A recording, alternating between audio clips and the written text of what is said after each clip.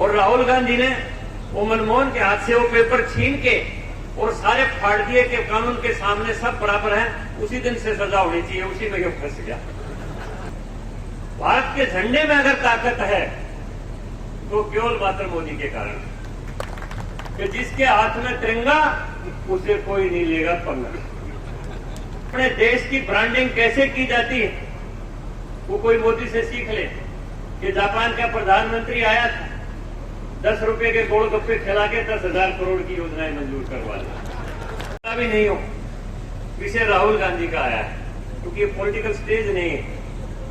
लेकिन हिंदुस्तान की पार्लियामेंट सबसे बड़ी देश की पंचायत, इसका जो सदस्य होता है उसको एक एक शब्द नाप तोल के बोलना चाहिए।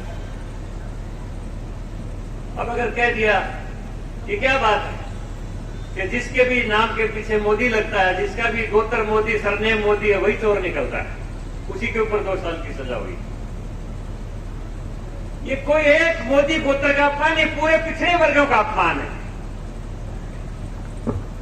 पार्लियामेंट के सदस्य को बहुत सोच समझ के बोलना चाहिए। और आपको एक बात याद दिलवाऊं, ये क्यों सदस्यता गई? लालू प्रसाद यादव के इसी तरह के एक मामले में सजा हो गई और सुप्रीम कोर्ट ने रूलिंग दे दी कि उसी दिन, जिस दिन किसी राजनीतिक व्यक्ति को सजा हो, उसकी सदस्यता भी, अगर वो विधानसभा का सदस्य है तो विधानसभा से, लोकसभा है तो लोकसभा से, राज्यसभा का है तो राज्यसभा से, उसी दिन उसकी सदस्यता खत्म हो जानी चाहिए जिस दिन उसको सजा हुई। ये सुप्रीम कोर्ट की रूलिंग। मनमोहन सिंह लालू यादव को बचाना चाहते थे क्योंकि उनका अलायंस पार्टनर था, उनको मदद दे रहा था, तो उन्होंने एक नई अमेंडमेंट सुप्रीम कोर्ट की रूलिंग के खिलाफ पार्लियामेंट में पेश कर दी कि 3 महीने का जो अपील का समय होता है तब तक उस सदस्य की सदस्यता खत्म नहीं होनी चाहिए। ये पार्लियामेंट में नई अमेंडमेंट के लिए पेपर तैयार करवा दिए और राहुल गांधी ने वो मनमोहन के हाथ से वो पेपर छीन के और सारे फाड़ दिए कि कानून के सामने सब बराबर हैं, उसी दिन से सजा होनी चाहिए। उसी में ये फंस गया। अपने किए की भुगत रहे। तो ये खैर राजनीतिक बातें थे, भाई ने याद दिलवा दी तो मैंने कह दिया, लेकिन वो हमारे सामने कोई चुनौती भी नहीं। कहां मोदी का व्यक्तित्व, कहां उसका, उसमें कोई मुकाबला भी नहीं। इसलिए सारे देश को, सारे हिंदू वर्ग को नहीं, सबको यह एहसास है कि यह भारत अगर आज दुनिया में ताकतवर है, भारत के झंडे में अगर ताकत है तो केवल मात्र मोदी के कारण।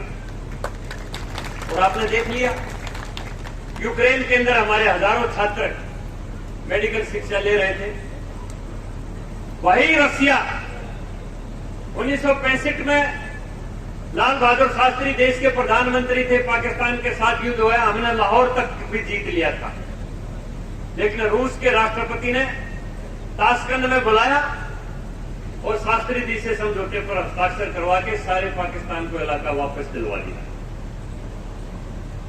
शास्त्री जी की वही मौत हो गई, रहस्यमय परिस्थितियों में आज तक पता नहीं। लेकिन वही रसिया जिसको नरेंद्र मोदी ने कहा कि मेरे देश के छात्रों को मुझे यूक्रेन से सुरक्षित निकालना है, इसलिए युद्ध को 9 घंटे बंद किया जाए, युद्ध 19 घंटे बंद हो गए। और केवल हिंदुस्तान के नहीं, पाकिस्तान के छात्र भी हाथ में तिरंगा लेकर सुरक्षित निकल गए। तिरंगे की ताकत थी कि जिसके हाथ में तिरंगा उसे कोई नहीं लेगा पंगा। ये भारत की ताकत है और ये मोदी जी की देन है। ये जो अमेरिका कहता था हम मोदी को वीजा नहीं देंगे, आज वो रेड कारपेट से उनका स्वागत कर रहा है। और भारत के योग को 21 जून को दिवस घोषित करवा दिया, पूरी दुनिया दंड बैठक करती है 21 जून को। और आपको नई बात बताऊं, वर्ष 2023 को अंतर्राष्ट्रीय मोटा अनाज वर्ष घोषित करवा दिया। अब दादरी का बाजरा इंग्लैंड में पैकेट में बिकेगा।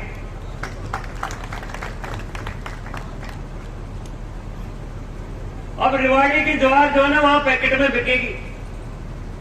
सबको ये समझा दिया अगर दुनिया में बीमारियों से बचना है तो मोटा अनाज खाओ, ज्वार खाओ, बाजरा खाओ, रागी खाओ। तो अपने देश की ब्रांडिंग कैसे की जाती है वो कोई मोदी से सीख ले। कि जापान का प्रधानमंत्री आया था, 10 रुपए के गोलगप्पे खिला के 10,000 करोड़ की योजनाएं मंजूर करवा दी। आपने देखे होंगे फोटो गोलगप्पे खाते हुए। तो ये और कोई कर नहीं सकता। इसलिए जिस आदमी का जिक्र किया उनसे हमारा कोई मुकाबला नहीं है, तो वैसे ही कर दिया जिक्र। और विश्वकर्मा समाज ये देश का निर्माता है। मोदी जी ने कहा कि शिल्पकारों की वजह से ही देश प्रतिभाशाली था, देश गुणवान था, देश धनवान था। खेती में तो कुछ होता ही नहीं, इंडस्ट्रीज देश में थी नहीं, तो फिर सोने की चिड़िया किसने बनाया था?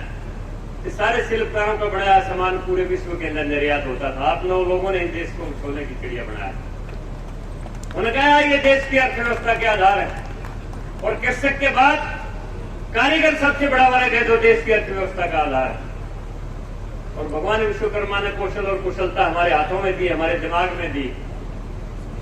कोई पत्थर जब तक पत्थर रहता है, जब तक हमारी छड़ी हथौड़े के नीचे नहीं आता, लेकिन हमारे छड़ी हथौड़े के नीचे आते ही वो पत्थर संकर बन जाता है। कोई लकड़ जब तक लकड़ रहता है, जब तक हमारे बसोले के आरे के नीचे नहीं आता। जिस बसोले आरे ढाणी के नीचे आ जाता है तो वो सिंहासन बन जाता है अपने आप। ये भगवान ने हमें प्रतिभा दी है। भगवान विश्वकर्मा ने हमें ये कौशल दिया है। हमारे सबसे बड़े आराध्य देव वो है, इसलिए हमें कोई चिंता करने की जरूरत नहीं।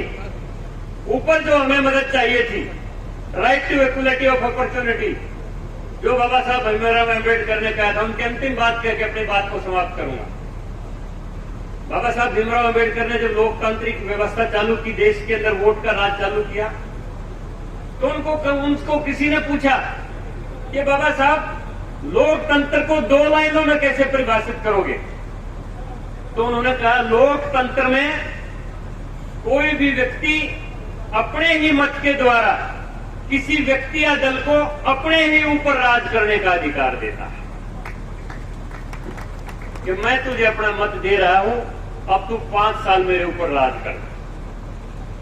ये लोकतंत्र की 2 लाइन की परिभाषा है।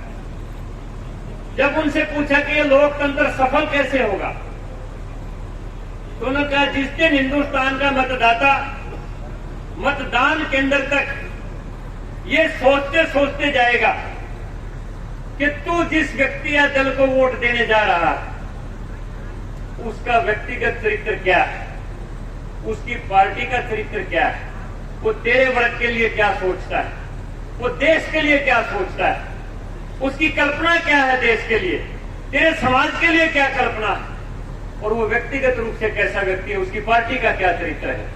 जब ये व्यक्ति सोचता सोचता जाएगा, मतदान केंद्र पर जाके सही फैसला करेगा, तो लोकतंत्र अपने आप सफल हो जाएगा।